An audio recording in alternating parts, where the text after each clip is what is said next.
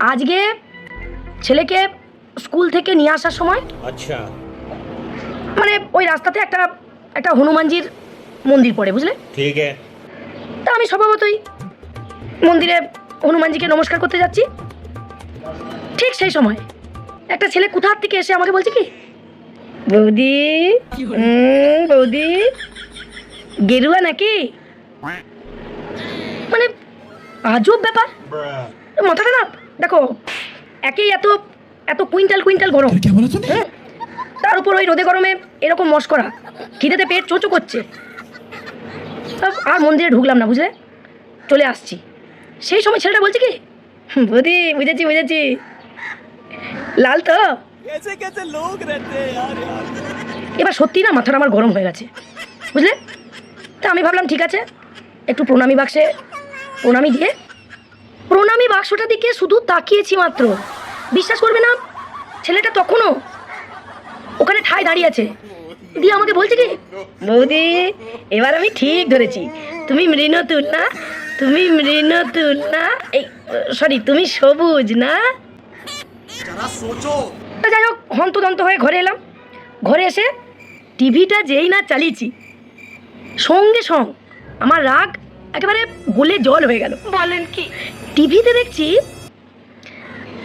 এক রাজ্যের সরকার বলছে, স্বামীজি আমাদের বলে গেছেন, তোমরা আমাকে রক্ত দাও, আমি তোমাদের স্বাধীনতা দেব।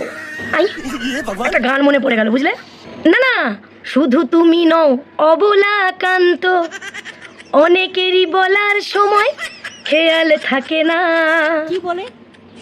হঠাৎ করে আমার এই গানটা মনে পড়ে গেছে। কেন বলো তো?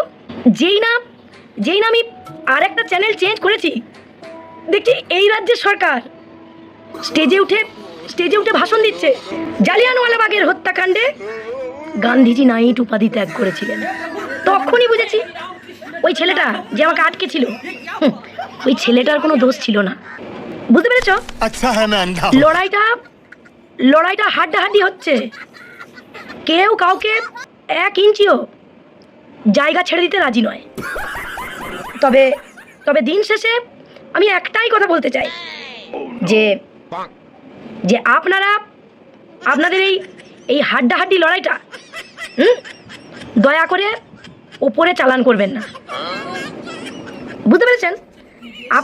আপনাদের এই লড়াইটা ওই ওই ওই চপ, ঘুগনি, পেঁয়াজি, ডাল বড়া, ফুলুরি এর মধ্যেই আবদ্ধ রাখুন। খামুকা যখন তখন ওই ওই ওই ওই মহান মানুষগুলোকে টেনে নিয়ে আসবেন না।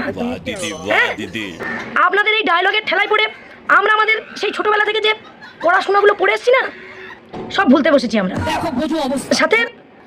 সাথে ওনারাও ওপর থেকে গুলিয়ে ফেলছেন যে ওনারা আসলে কে কি বলে গেছিলেন।